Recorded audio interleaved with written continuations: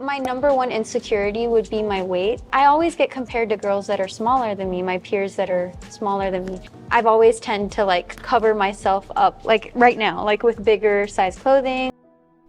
Inamin ng aktres na si Liza or Hope Soberano na sa kabila ng paghanga ng maraming tao sa kanyang mukha ay napakarami niyang insecurities sa kanyang katawan. Sa YouTube channel ng celebrity doctor na si Dr. Vicky Bello ay naging guest niya si Liza at dito inisa-isa ng aktres ang parte ng katawan niya na nagbibigay ng insecurity sa kanya. Mapapansin sa vlog ni Dr. Bello na nakasuot ng malaking jacket si Liza na siyang kagad na pinuna ng ilang netizens. Ngunit mapapansin na tila may kinalaman ito sa mga insecurities niya dahil ayon sa aktres, number one insecurity niya ang kanyang timbang dahil madalas raw siyang ikumpara noon pa sa ibang artista na mas namimaintain ng maliit na pangangatawan.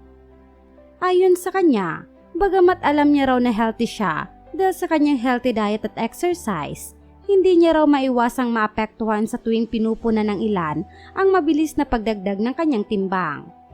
Inamin din ni Liza na naapektuhan ng kanyang mental health nung kasagsagan ng rumors na di umano'y nagdadalang tao siya dahil lamang nadagdagan ng kaunti ang kanyang timbang. Dagdag pa umano dito ang demand ng showbiz industry na madalas siyang ikumpara sa iba.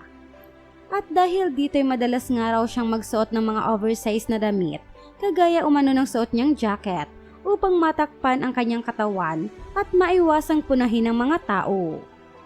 Maliban dito, sinabi rin ni Liza na isa pa sa mga insecurities niya ay ang kanyang balat, lalo na umano sa may parteng legs.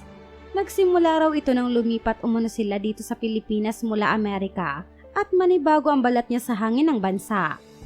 Ayon pa kay Liza, nabully rin siya noon dahil dito at tinawag siyang hayop imbes high hope dahil mukha raw siyang galisin kagaya ng sa aso. Ikinuwento rin niya na nung pumasok siya ng show business, isa rin sa pinunan ng mga bashers sa kanya ay ang mga peklat umano niya sa tuhod at pagiging maitim nito na ikinukumpara rin sa iba. Kaya naman nga hindi raw talaga maiwasang maapektuhan ang kanyang mental health dahil sa mga insecurities niyang ito. Dagdag pa dito yung iniisip niyang problema ngayon sa kanyang buhok kung saan patuloy daw ang pagnipis nito, dala ng palagi ang pagpapaayos ng buhok, stress, at kakulangan sa tulog tuwing may trabaho sa showbiz. Ngunit sa kabila nito, matapang na hinaharap nila isang lahat ng insecurities niyang ito at hindi naman siya binibigo ng kanyang mga fans na patuloy na pinupuri ang magagandang qualities na meron siya. Narito ang ilan sa mga komento ng mga netizens tungkol dito. Yes, she's the most beautiful and gorgeous actress in the world, and yet she's humble about her looks. She may not be perfect as a human being, but she's very honest, smart, articulate, and frank. God bless you, Hopi. Ang simple lang pero sobrang ganda mo talaga, Liza. Brainy pa.